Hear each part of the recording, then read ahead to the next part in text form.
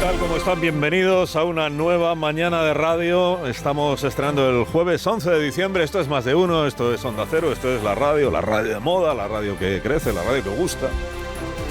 Dejadme que les cuente una historia que es muy corta, ya verán. Sucedió un miércoles, 4 de mayo. El año era 1994.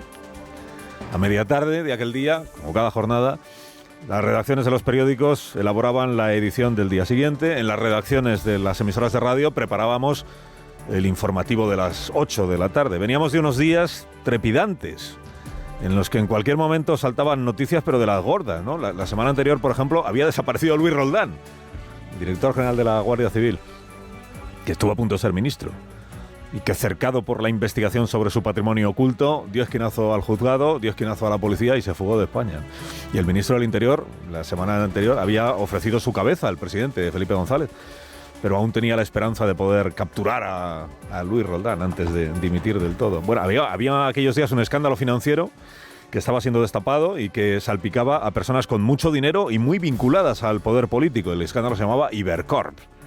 O cómo el representante de la Bolsa de Madrid, que se llamaba Manuel de la Concha, había montado una sociedad para gestionar el patrimonio de grandes fortunas, incluyendo la ocultación de buena parte de ese dinero a la hacienda pública. Entre los clientes de aquel chiringuito que se dio en llamar, y con nombre falso, había aparecido el mismísimo gobernador del Banco de España, Mariano Rubio, ¿no? O sea que eran tardes, digamos, de gloria periodística, en las que había que reaccionar a cualquier novedad de última hora y saber ponerla en su contexto, ¿no? En qué caso encaja cada una de las cosas que van pasando. Bueno, y entonces aquel 4 de mayo, a media tarde, saltó la noticia de que había dimitido el ministro de Agricultura.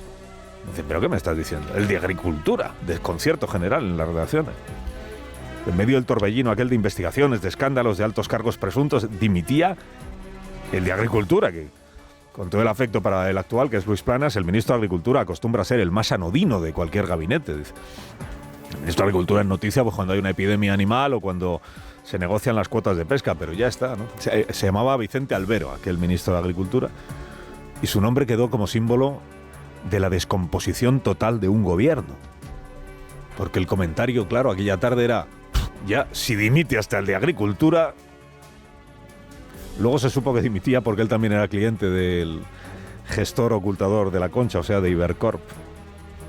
Y esa misma noche, para que veas que eran días verdaderamente trepidantes, esa misma noche la policía detuvo a De la Concha y al gobernador del Banco de España, Mariano Rubio. Y 2 días después dimitió Baltasar Garzón, el juez que había sido seducido por el poder político y neutralizado como juez, que se marchó. Él no se marchó por Ibercorp ni por Roldán, se marchó defraudado con Felipe González porque solo le había dado rango de secretario de Estado y, habiendo una vacante, no le había ofrecido el ministerio. Bueno, moraleja.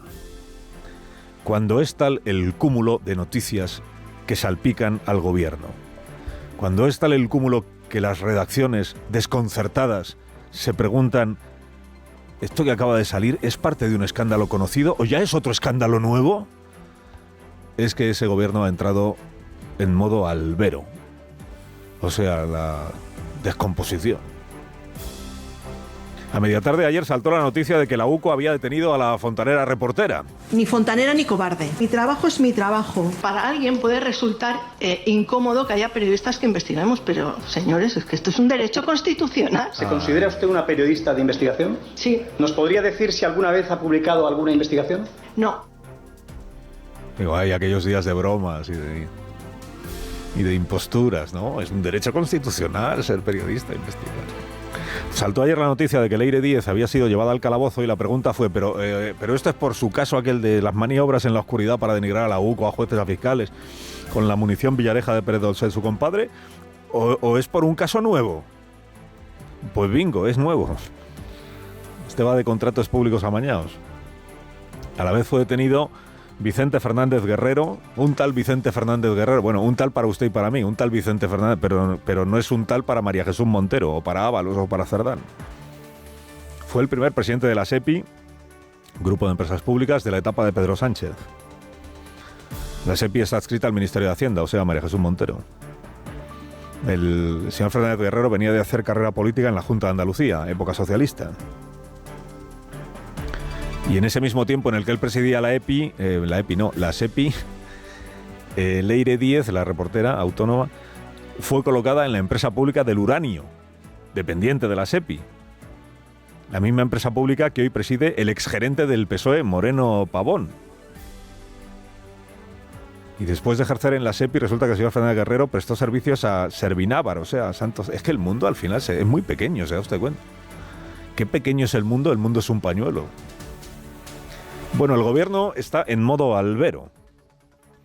Siendo una montaña rusa todos estos episodios chuscos de licitaciones, obras, pisos pagados por empresas, ingresos de los que nunca supo nada la hacienda pública, siendo esa una montaña rusa bien preocupante, es otra montaña, que esta no es rusa, sino de Lugo, Ferraz y la carretera a La Coruña, la que tiene más incómodo al gobierno y al partido del gobierno, valga la redundancia, porque el jefe supremo de ambas estructuras, el puto amo, es el mismo, es Pedro Sánchez. Sí, se apellida Sánchez, se llama Pedro.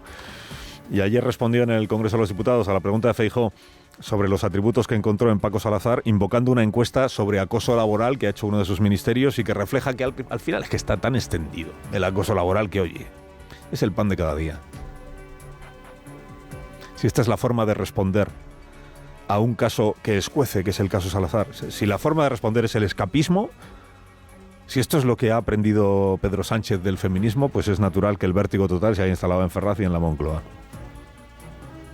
Ahora que tenían evangelizados a los socios y a los palmeros para repetir a todas horas que la corrupción estaba encapsulada, que era solo cosa de 3 golfos, ahora lo que ha empezado, y este es el vértigo, es el goteo de denuncias internas por comportamientos repulsivos de señores muy machos. Lo iban a encapsular, o a enterrar más bien, dejando morir y que se pudriera ahí el expediente Salazar, y han conseguido el efecto contrario. El día que no es Torremolinos, es Lugo. El día que no hay que suspender de militancia a un secretario provincial, hay que forzar la renuncia de un presidente de Diputación, el señor Tomé, que proclama que no solo existen denuncias falsas, sino que él es la víctima de ellas. No tiene por qué soportar ninguna mentira, ningún invento, ninguna denuncia falsa de nadie. Usted nunca manda ningún WhatsApp, ninguna broma, a ningún amigo, a ningún compañero. Bueno, pues lo mismo que puede hacer usted, puede hacer cualquiera. Ahora, acosar, jamás. Cunde la sensación de que el partido del gobierno ha perdido el control y de que el gobierno ha perdido su legendaria capacidad para camuflar cualquier asunto, lanzando un globosonda, inventando un debate nuevo o fabricando primorosamente un relato. La tarde que le dimitió Vicente Albero, el de Agricultura, González empezó a asumir que no habría más remontadas.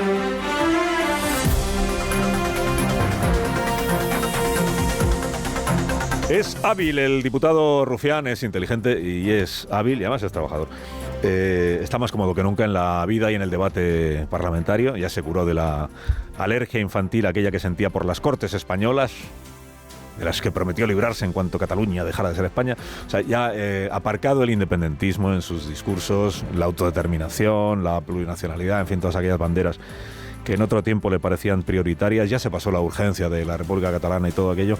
Ahora Rufián ha mutado en portavoz del malestar de los españoles de España y ha asumido el papel de vigía que advierte al capitán de la barca progresista de los icebergs que le rodean.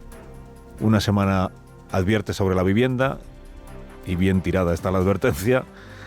Otra semana advierte como esta de los precios. El precio de la vivienda, el precio de los alimentos, el coste de la vida. A la gente no le da, no le llega. ¿De qué sirve un país en el que trabaja más gente que nunca si acaban siendo de facto pobres? Es hábil, Rufián, digo, porque conecta con el escepticismo transversal que provoca el autobombo económico que el presidente Sánchez practica a diario, ¿no? Esto del PIB seguirá creciendo más que la media europea, pero aquí no da el salario para poder pagar ya casi nada. Y es también hábil el diputado Rufián porque centrar el tiro en el coste de la vida, hombre, le permite seguir pasando de puntillas por este engorroso asunto de la corrupción que han ido en el seno del gobierno al que él apoya. El gobierno de los Ábalos, los Cerdanes y los Koldos.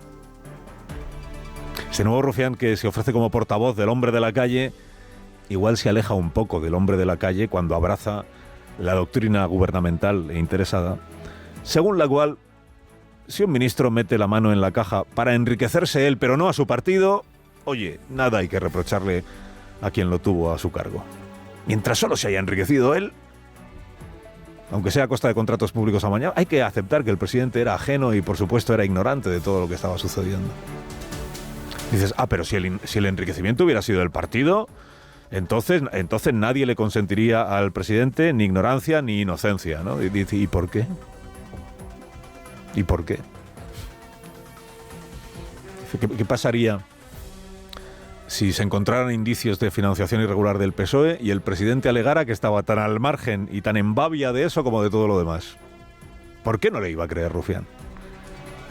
Con tal de salvar al gobierno de coalición que preserva España de que lleguen las derechas, ¿no?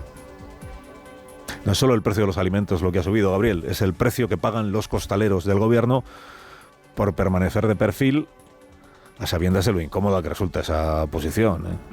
Salvo que seas egipcio y habites el inframundo, ¿no?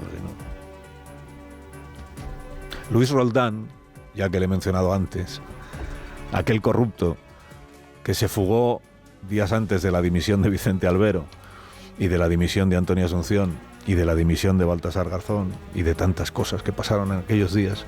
Luis Roldán fue un altísimo cargo del gobierno de España que amañó adjudicaciones para favorecer a sus corruptores y acumuló dinero negro con el que se fue haciendo un gran patrimonio. Para los menos veteranos, quizás sea oportuno mencionar que Luis Roldán nunca fue acusado de financiar irregularmente a su partido. Simplemente se financiaba a sí mismo, abusando del poder que ejercía como alto cargo del gobierno de España. Y el escándalo en su día fue mayúsculo, aunque nadie reclamara que se probara que había habido financiación irregular del PSOE para exigirle al presidente González su responsabilidad por no haber detectado a tiempo esa y otras manzanas podridas. El País, por cierto, publicó, ante la acumulación de escándalos aquel mes de mayo del año 94, un editorial titulado ¿Tiene González la confianza del Parlamento? Y en él decía: es el Parlamento al que le compete la solución a esta crisis política. Cualquier programa, cualquier proyecto, cualquier acuerdo necesitan hoy que el presidente renueve primero la confianza que le otorgó la Cámara. Es urgente contener el desbordamiento del gobierno. En medio del griterío, decía El País, solo planteando al Congreso la cuestión de confianza, podrá el presidente recuperar la estabilidad perdida.